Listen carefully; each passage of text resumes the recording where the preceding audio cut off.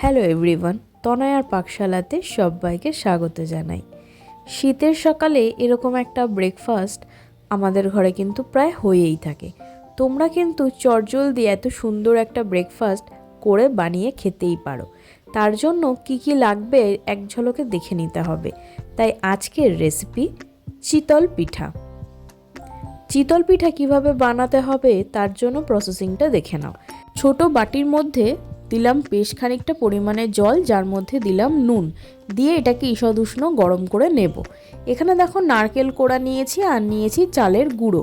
এখানে যে বাটি মেপে আমরা চালের গুঁড়োটা নিচ্ছি ঠিক সেই বাটি মেপে এখানে আমরা 2.5 কাপ মতন, মানে এই বাটি মেপে 2.5 কাপ জল আমরা এই বাটিতে গরম করেছি।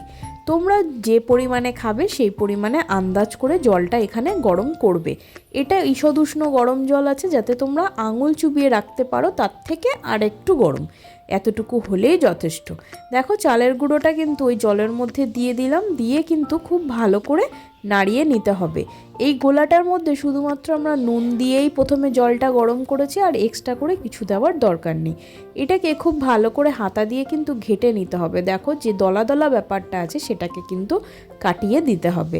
এবার এর মধ্যে দিয়ে দিলাম কিছুটা পরিমাণে নারকেল কোড়া। এটা নারকেল কোড়া দেওয়াতে যখন পিঠেটা হবে তখন খেতে খুব ভালো লাগে, কারণ এটা মুখে পড়লে বেশ কচকচ করে আর একটু মিষ্টতা কাজ করে, সেই জন্যই খুব ভালো লাগে।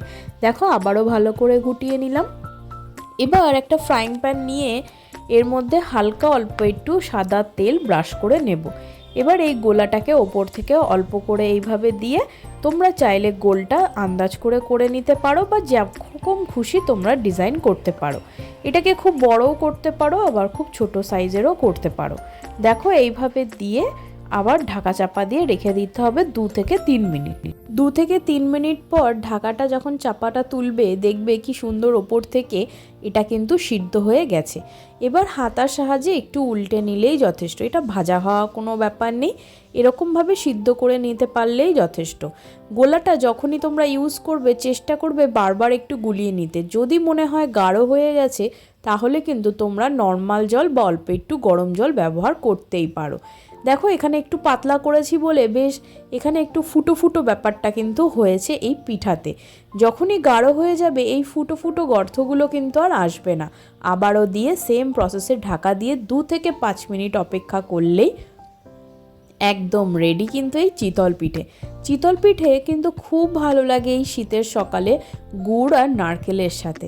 আমাদের মতন বাঙালদের হেসেলে কিন্তু চিতল পিঠের জায়গাটা বেশ অনেকখানি জুড়ে রয়েছে।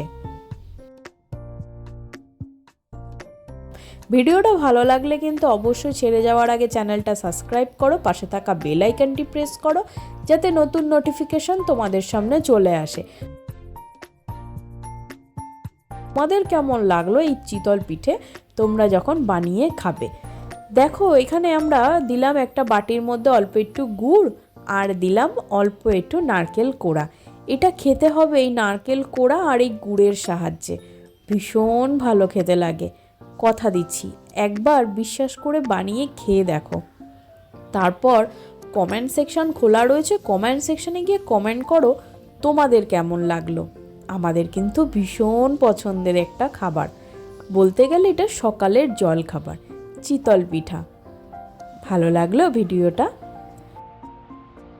অনুরোধ রইল চ্যানেলটা সাবস্ক্রাইব করো, পাশে থাকা বেল আইকনটি প্রেস করো, যাতে নতুন নোটিফিকেশন তোমাদের কাছে চলে আসে।